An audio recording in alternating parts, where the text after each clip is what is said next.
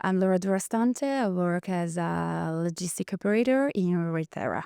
In my opinion, the challenges are due to two factors which are connected because of the nature of the material itself and all the constantly changing regulation.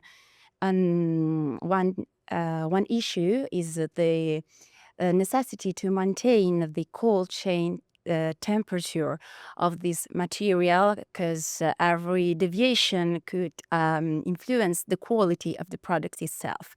And on the other hand, we have the necessity to study and research all the regulation for each country, which means different import-export documentation, certification required.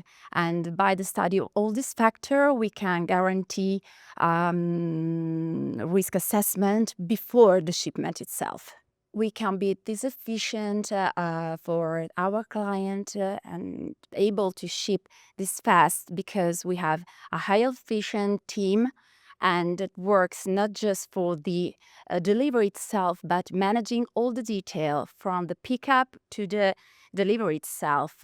We do this using a great partner for transportation, and by study all the planning and all the risk assessment we could do before the shipment. There will be some challenges in the future for the supply chain because even just considering all the geopolitical situation, which is very complex nowadays, and what we can do is continue to study, continue to improve our